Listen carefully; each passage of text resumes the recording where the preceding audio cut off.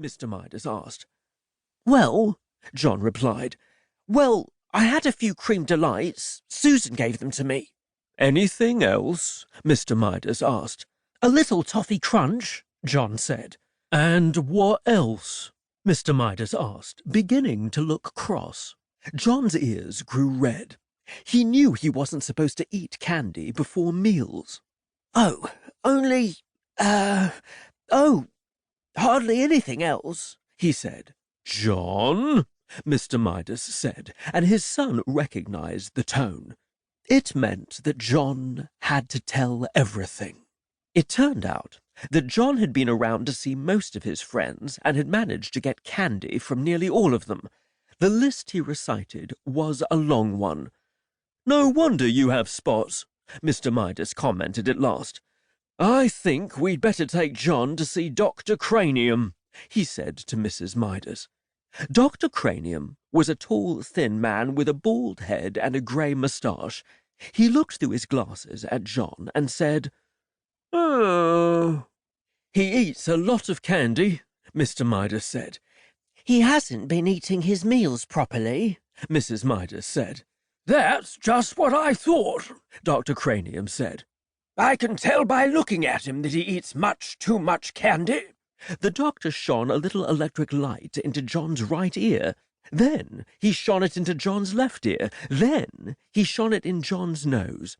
He told John to open wide and say, Ah! Then he shone the light into John's mouth.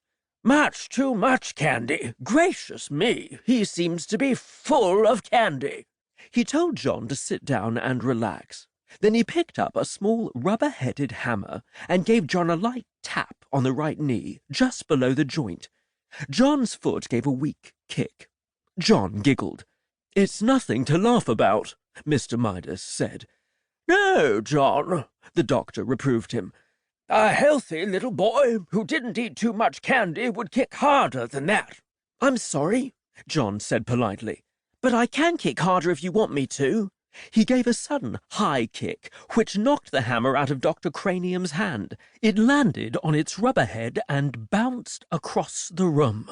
John! Exclaimed Mrs. Midas. I'm so sorry, Dr. Cranium. John, tell the doctor you're sorry for kicking his hammer. I'm sorry I kicked your hammer, John said. I would recommend less candy, Dr. Cranium told Mr. and Mrs. Midas. An upset stomach can lead to all sorts of complications. On the way home, Mrs. Midas tried to explain to John what she thought the doctor meant by complications. You see, she said, if you put too much of one kind of food in your stomach and not enough of other kinds, it is bad for your whole body, because different parts of your body need different kinds of food. Do you understand? I think so, John said. You've been eating so much sweet stuff, Mr. Midas added, that there isn't room for eggs and meat and milk and bread and spinach and apples and fish and bananas and all the other things you're supposed to have to make you grow big and strong.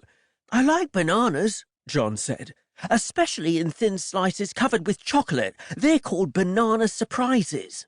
Mr. Midas looked at Mrs. Midas, and Mrs. Midas looked at Mr. Midas. They both shrugged their shoulders. Sometimes it was hard to make John understand things. At home, while Mrs. Midas was busy in the kitchen, Mr. Midas continued to reason with John. You mean you'd rather eat candy than anything else, and chocolate rather than any other kind of candy? Mr. Midas asked. Yes, John assured him. Oh, yes. Don't you think there's such a thing as enough? Mr. Midas persisted. Don't you think that things are best in their places? I mean, don't you think there's a time for spaghetti and a time for roast beef and even a time for pickled herring and garlic toast, as well as a time for chocolate? Or would you rather have chocolate all the time? Chocolate all the time, John replied emphatically. Chocolate's best, that's all. Other things are just food, but chocolate's chocolate. Chocolate... I think I understand, Mr. Midas broke in sharply. Very well. He took a deep breath and went on. John, he said, if you can't understand what sort of diet is really best for you,